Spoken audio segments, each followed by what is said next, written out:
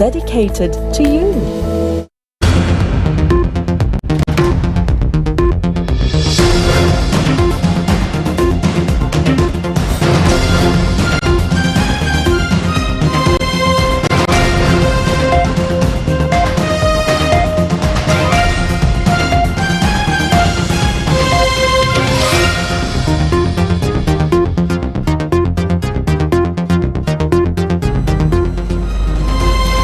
A very good evening. You're watching the prime time news here on TV1 for the News First team, where the people come first. I'm Sanita Senanai. Before we take a look at the stories that we've got for you this evening in detail, let's take a look at the headlines.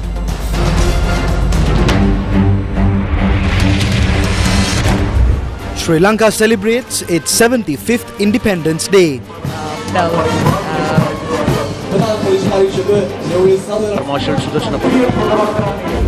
Sri Lanka can become a developed country by 2048, President says in a special Independence Day address to the nation.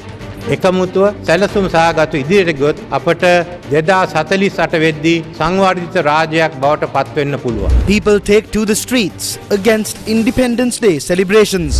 Court issues order preventing IUSF convener and others from protests that disturb the public. 4 arrested following Satyagraha in Maradana, 3 granted bail. Gammadda marks 75th Independence Day, presenting water purification plant for Kobegane village in Hengamua.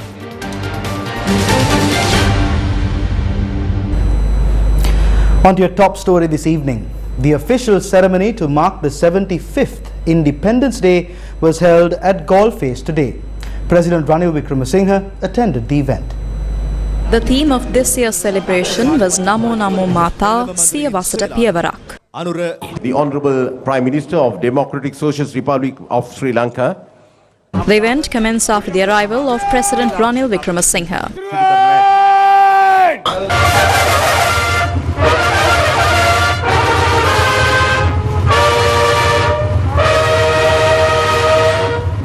The President hoisted the national flag amidst the playing of Magul Bera and Conch. The national anthem was sung by a group of school students.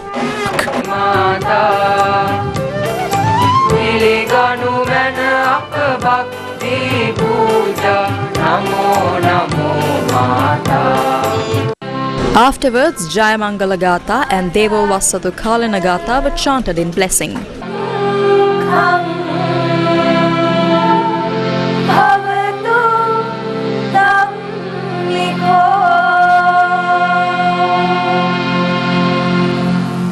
After observing 2 minutes of silence for the heroes who sacrificed their lives for the country, officers of the Artillery Regiment of the Sri Lanka Army performed 21 rounds of salute to honour the nation.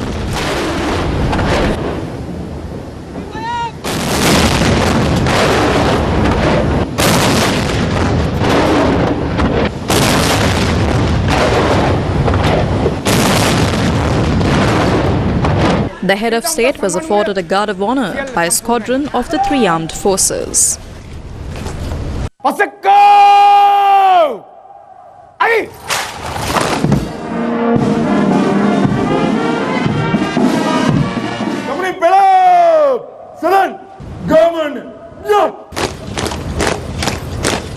The 75th Independence Day parade marched along the Galface Centre Road. Officers of the Army, Air Force, Navy, Police Special Task Force, retired war heroes and others participated in the parade.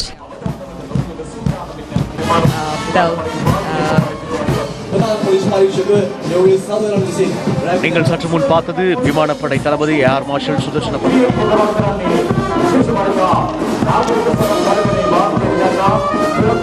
ගාලු මුදරට ඉහළ අහසේ සිටයි ඔවුන් මේ වික්‍රමාන්විත කාර්යභාරය සඳහා සිදු කරනු ලබන්නේ.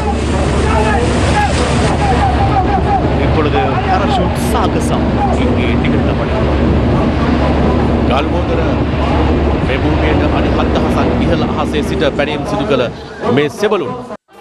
The 75th Independence Day celebrations concluded with the singing of the national anthem in Tamil.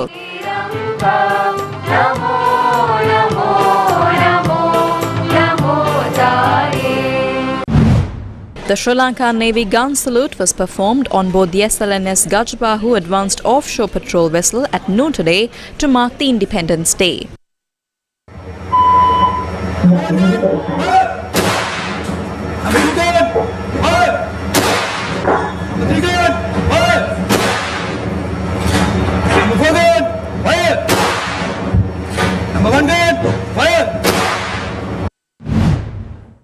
Floral tributes were paid this morning to the monument of the first Prime Minister of Sri Lanka, the late D.S. Senanayaka. The event was held near the monument of the former Prime Minister at the Independence Square.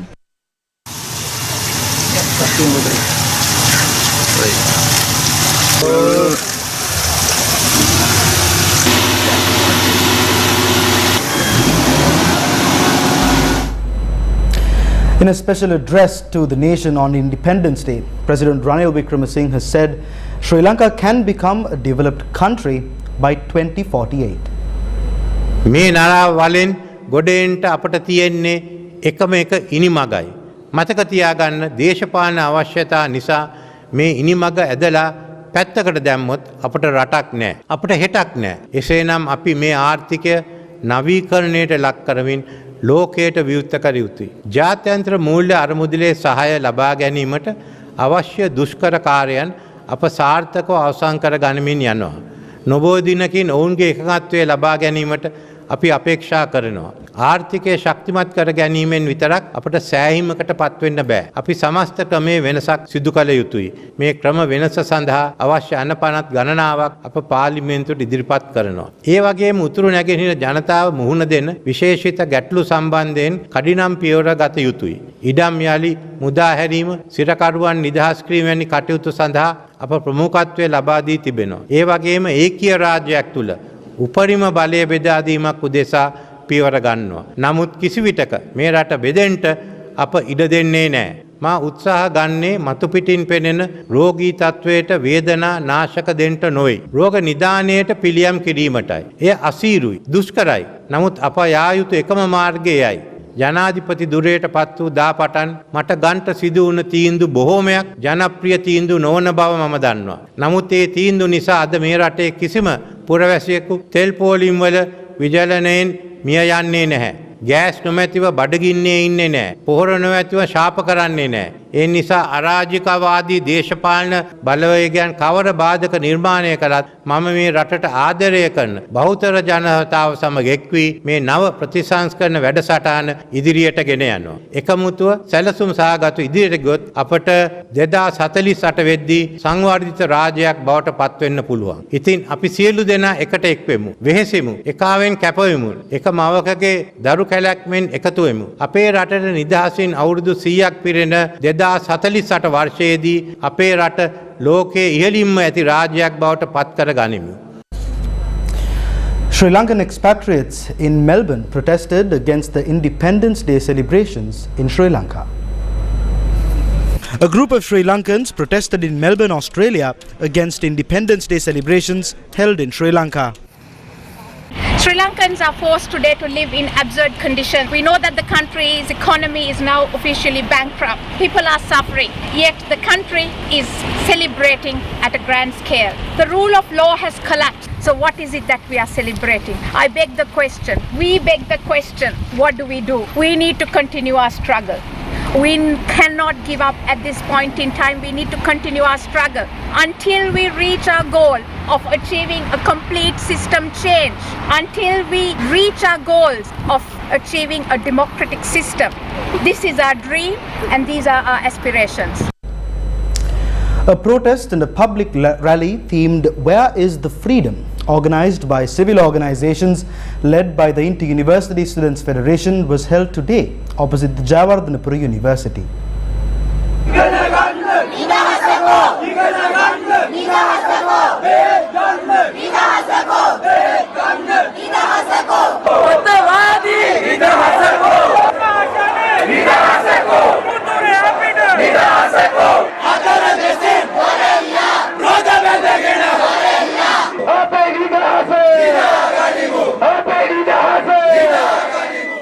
Prior to the protest, a court order was issued under Section 106/1 of the Code of Criminal Procedure to the convener of the Inter-University Students' Federation, Vasantha Mudilige, and the convener of the Inter-University Bhikkhu Federation, Venerable Galweva Siridhammathero.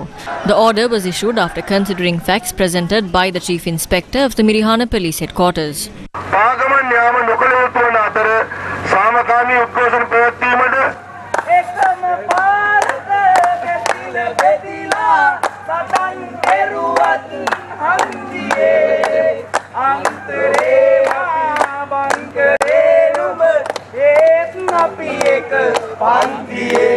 However, the protest was held in front of the university with the support of civil organizations, activists of the Aragalaya and the general public.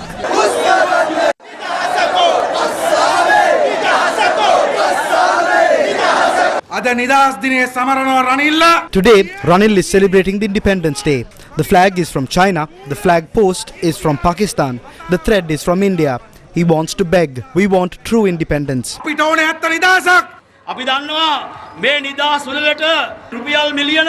know that ministries have allocated 162.5 million for the Independence Day celebrations. Today, children are suffering from malnutrition. Against such a backdrop, the Education Ministry is spending 5.8 million rupees for the Independence Day celebration.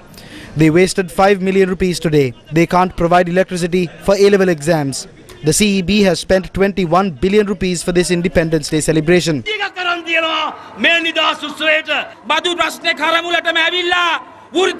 The tax burden has worsened. Professionals are helpless. We are wondering where the independence is. The farmers are helpless today. We urge Ranil Wickramasinghe to resign.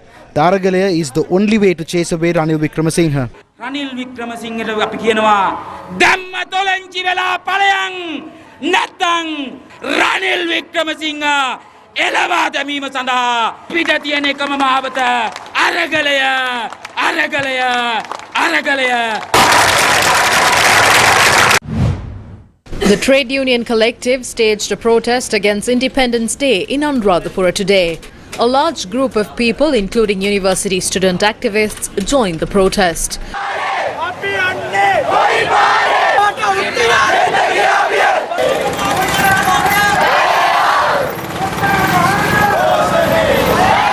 The New Wings organisation staged a protest opposite the Diyathuyana in Batharamulla today.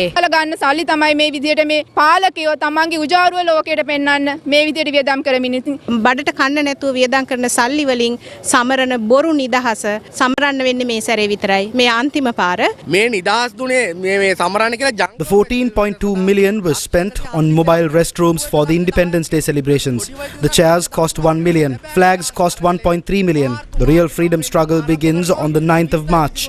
Let's get together to bring in a people-friendly administration. Meanwhile, a separate group of civil activists engaged in another protest at the same venue. A group of Catholic clergy members gathered opposite the Maradana Centre for Society and Religion today and protested, stating that independence belongs to the citizens and not to the rulers. The rulers that tell the citizens to tighten their belts are living a lavish life by upgrading all their facilities. So where really is the independence? Where is the independence in a country that cannot provide 24 hours of uninterrupted power? Our independence struggle now is to defeat the Wickramasinghe Rajapaksha UNPSLPP junta. Meanwhile, politicians and students from North and Eastern universities launched a protest march from Jaffna University to Kilinochchi based on several issues, including the release of prisoners. The protest march was obstructed by police at several places. The protesters, who kept moving forward, arrived in Jaffna town through the Kankasanture road and later reached Kilinochchi along the A9 road. The protest is expected to reach Batiklo on the 7th. The representatives of the Tamil National Alliance protested today near the Kalladi Bridge in Batiklo based on issues such as solving problems of the Tamil people and repealing the PTA. MPs M.A. Sumantiran, Shanakyan Rasamanikam and other politicians also joined this protest. The President promised to provide solutions to the problems that the people of this country are facing, but he has failed to fulfill the promise. Not just Jaffna, they obstructed the Satyagraha in Maradani yesterday as well. Whether it's the south or the north, the people have no independence. The people have no freedom. A demonstration against the Independence Day was organized by the Tamil National People's Front today opposite the Jaffna Divisional Secretariat. An individual who cannot win an election is now the president of this country. He is organizing an Independence Day celebration just to save his seat. He said that the world would laugh at us if we didn't celebrate independence. But now the people of this country are laughing at him. 4 people were arrested following a satyagraha organized near the Elphinstone Theatre in Maradana yesterday.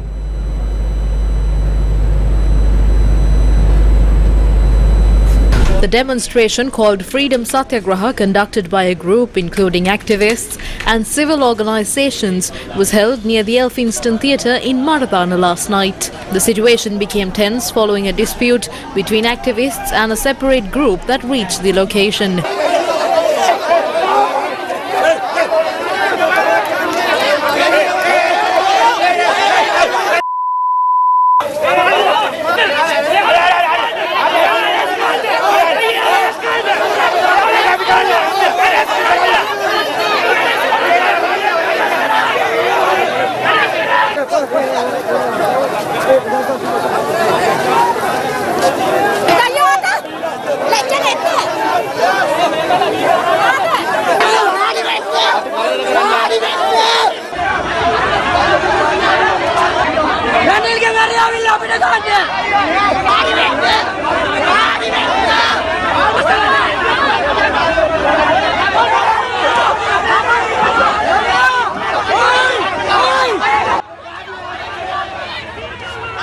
Police later fired tear gas and water cannons to disperse the group.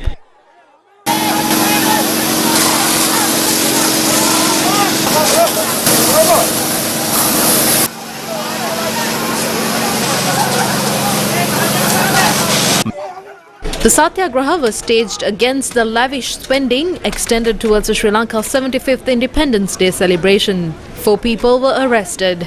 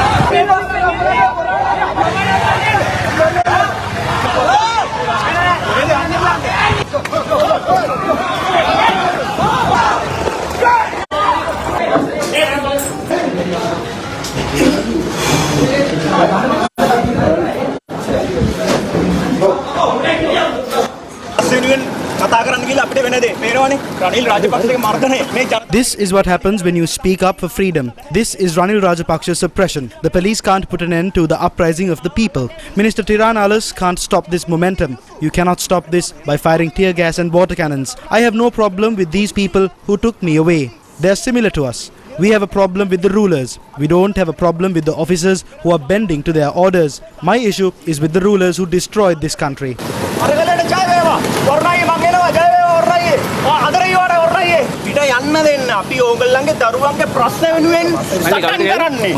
We were attacked by the anti-riot squad. They attacked me with a baton. We did not attack them. They sent a group to attack us. They attacked us with tear gas and water cannons. After that, they took us away.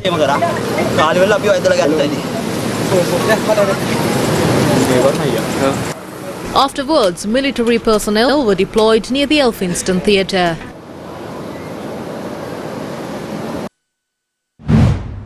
Lawyers and civil activists convened a media briefing today and expressed the following views regarding the attack on the peaceful satyagraha in Maradana last night.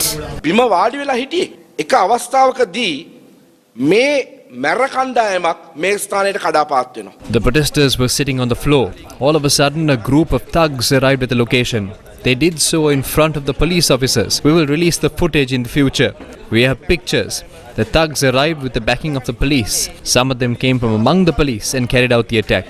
We told the police to remove them, but instead of doing that, the police fired tear gas and water cannons on those who were participating in the satyagraha. The police must be ashamed of themselves. After they were unable to disperse the group participating in the satyagraha, as instructed by the ruling politicians, the police used thugs to create a situation for making arrests. They arrested innocent civilians who took part in the satyagraha. All 4 of them were held up at the police station at the port. They did not allow legal representation for them. This is a clear violation of the constitution. ඒක බොහොම පැහැදිලිව ආණ්ඩු ක්‍රම ව්‍යවස්ථාවේ ප්‍රතිපාදන උල්ලංඝනය කිරීමක්. Chop එකේ පුතා නෙමෙයි ඒ පොච්චේගේ පුතා. පොච්චේ. පොయ్య තියෙන්නේ එයාගේ. එයා තමයි මේ ඉන්නේ Kithsiri Rajapaksa. This is Kitsiri Rajapaksa. He is a member of an urban council. He is a close associate of Ranil Wickremesinghe. He is the one who used thugs to suppress the satyagraha. This is the person who was behind this attack. He is Mohammed Rizwan. Both Kitsiri and Rizwan are contesting for the Maradana seat of the Colombo Municipal Council in the local government election. සහචරයා තමයි මේ මොහොමඩ් රිස්වාන් කියන්නේ. වැදගත්ම කාරණේ තමයි මේ මර කණ්ඩායම එන්න පැයකට දෙකකට කලින් Before the arrival of these thugs, we issued a message warning this might happen. We said our safety is a responsibility of the government and the police. In the end, the police did not act to protect the people. They protected the thugs. මිනිස්සුන්ට ආරක්ෂාව දෙන්න නෙවෙයි මේ දාමඩකයින්ට ආරක්ෂාව දෙන්න. අරගලේ විසින් මෙරටේ දේශපාලඥයන්ට The Aragalaya showed politicians that the power ultimately lies with the people. Their fears are coming through the court orders. This put a black mark on your celebrations. This added another victory to the people's struggle. We would like to remind Ranil Rajapaksa that they have failed.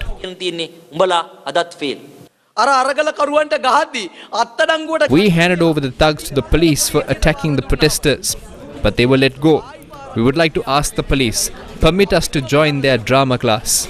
A police officer's salary comprises of taxpayers' money. They are not getting paid by the president or parliamentarians. The safety of the public is a responsibility of the police. ශ්‍රී ලංකා පොලිසියට පවර්ලා දීලා තියෙන්නේ ඒ කියන කාරණාව මත. අපි කියනවා ඒ සත්‍යග්‍රහයට The police can enter into deals with thugs. We know the police have the K9 unit and a cavalry unit. I don't know whether the IGP via Gazette will start a new unit for thugs. ඒ මැර කල්ලියයි police කල්ලියයි එකක් බවට පත් වුණා. On Facebook, President of the Bar Association of Sri Lanka, Saliya Piris, President's Council, commented on the incidents that transpired during the peaceful satyagraha in Maradana yesterday. He said early this morning the police prevented lawyers from accessing peaceful protesters arrested last night near Elphinstone in contravention of the Enforced Disappearance Act No. 5 of 2018, which requires police to give access to lawyers and relatives. Independence and freedom must be for the people and not limited to those in power.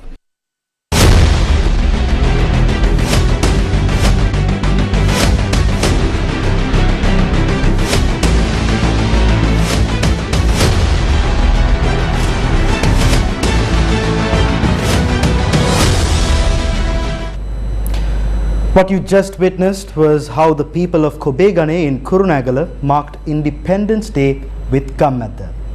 For decades, they've been suffering due to the lack of clean drinking water. Today, Sri Lanka celebrated its 75th Independence Day on a grand scale. But how many Sri Lankan parents struggle to provide for their children's most basic needs? The story of Kobegane is a prime example to that question.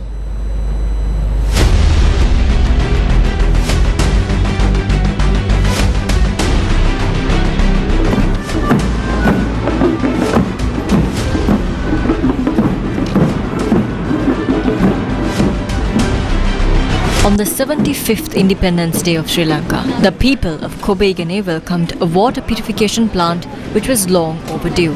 The project was completed by Gammadda.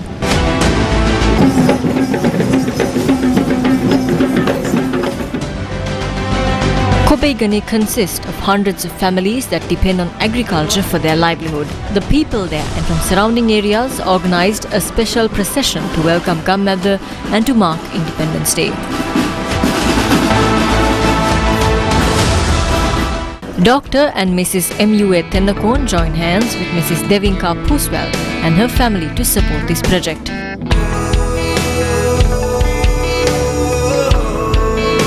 The project was completed with the technical support of the Sri Lanka Navy.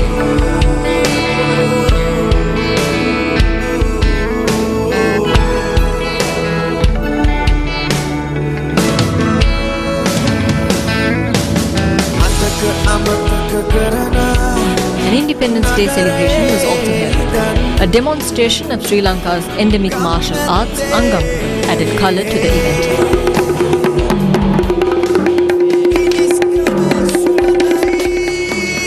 Speaking at the opening ceremony, Divisional Secretary of Kobeigane, Tilinia Apsara De Silva, highlighted the importance of the project.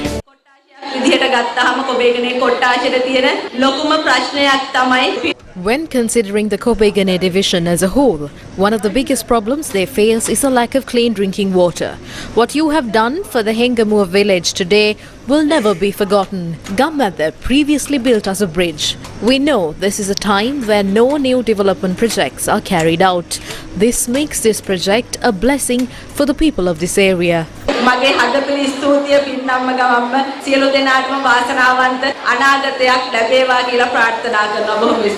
Former central banker and fame historian Dr. M.U.A. Tennakon had this to say about the Gammadda movement.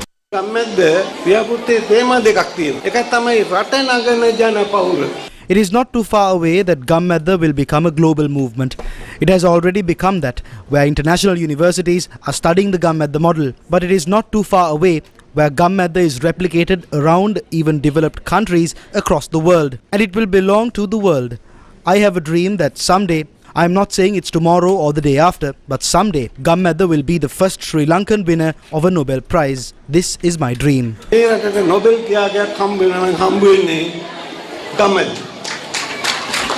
you very much. Sivan Daniel of the Gammadda movement also spoke at the event. Take a look at the organizing of this event today. This is testament to the fact that through the strength of our unity and inherent ability to organize, we can achieve the impossible. If we organize the village, we can organize the country. I believe that this event is a true reflection of the freedom of our country and her people deserve. මේ ගමේ මිනිසුන්ට අපි බොහොමත්ම ස්තුතියි කියන්න ඕනේ මෙවැනි ඉතාමත්ම අලංකාර ප්‍රෞඩ මං හිතන්නේ රටේ ප්‍රෞඩතම නිදහස් උත්සවය සංවිධානය කරලා තියෙන්නේ මේ ගමේ අද. A nation's greatest asset is her people. Today, as Sri Lanka celebrates the 75th Independence Day, the people of Kobeigane have proved the statement: when there is unity, there is always victory. Gammadda, for the people, by the people. News First, with the people. We'll go in for a short commercial break. Stay with us. News First, main sponsor.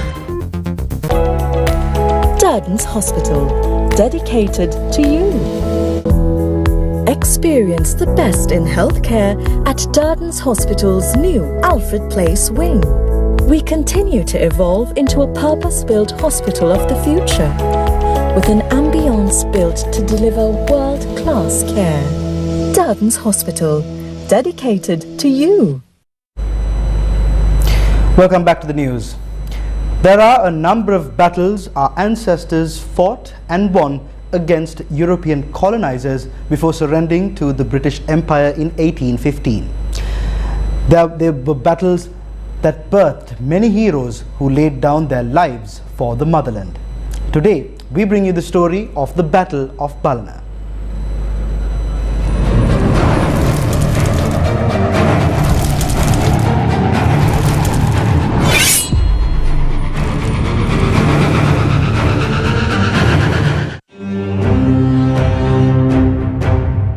බලතදයුකට බලකොටුවත් බලනේලු බලතදයුකට බලවෙනකත් බලනේලු බල තද යුදට බල කඩුවත් බලනේනු බල තද යුදට බල දියරද බලනේනු.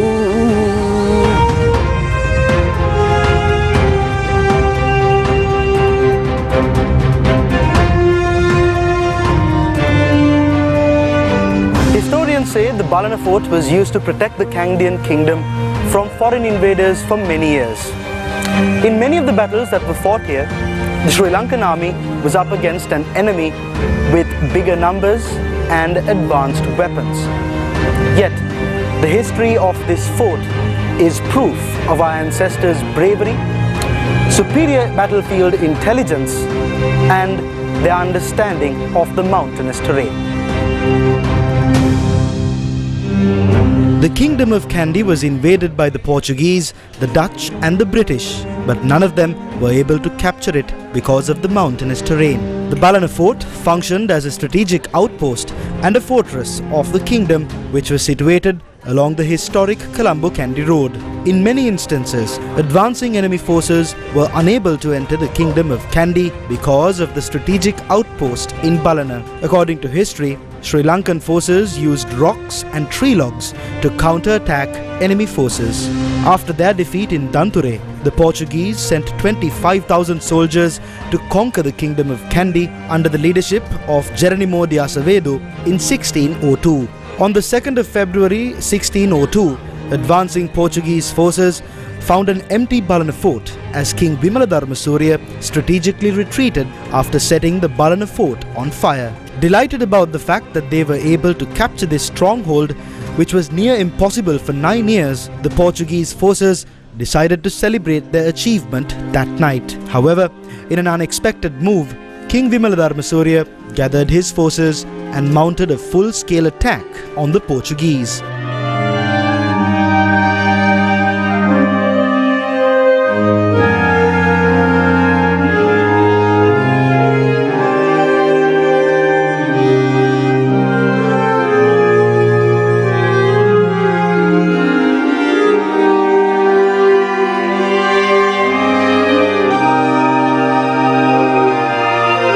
The Portuguese suffered a massive defeat on that day. It was a black mark for the Portuguese as the entire army was massacred.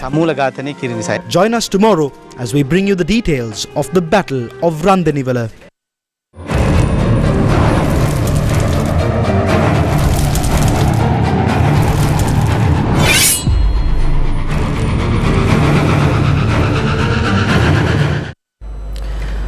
Foreign Minister Ali Sabri says that the cause for Sri Lanka's economic crisis was bad debt, bad luck and bad policies.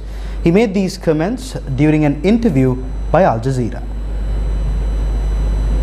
Have you had any indication from the IMF that they now feel all the conditions have been met for them to release that $2.9 billion?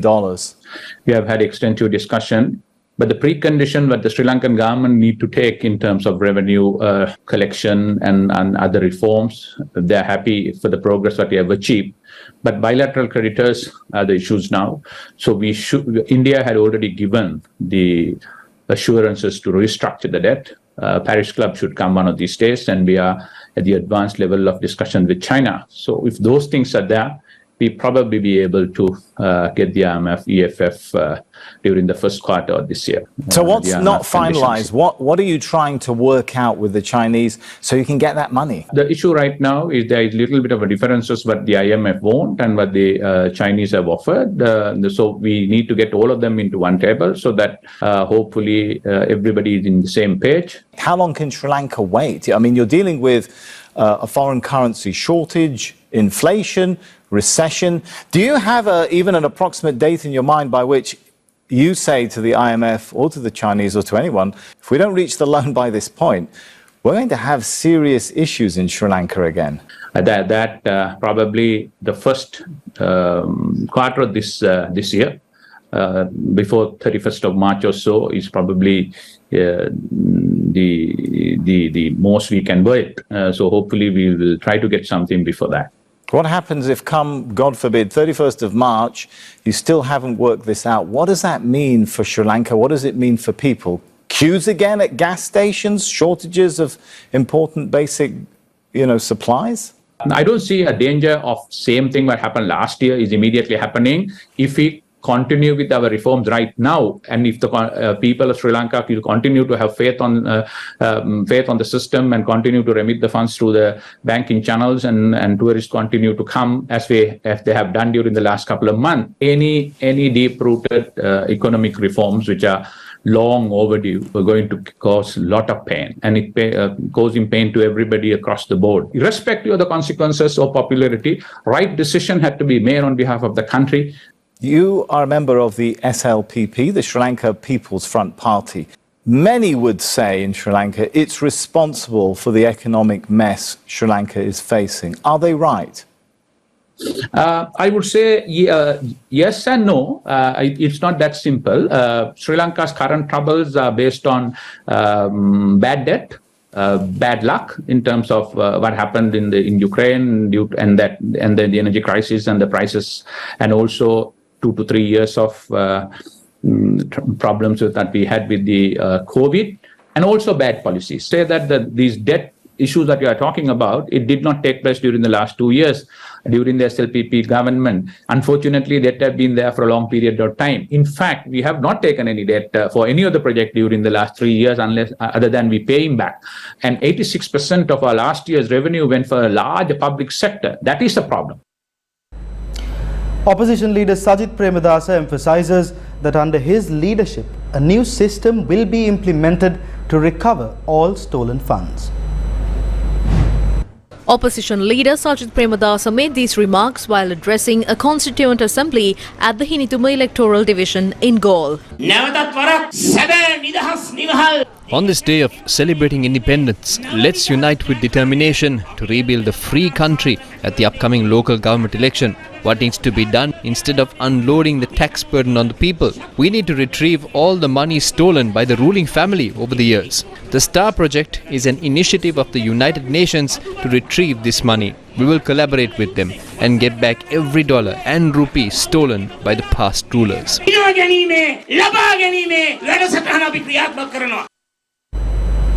In more local news, the Supreme Court has ordered the Inspector General of Police to formulate, issue and implement guidelines for avoiding custodial deaths and to deter police brutality in Sri Lanka.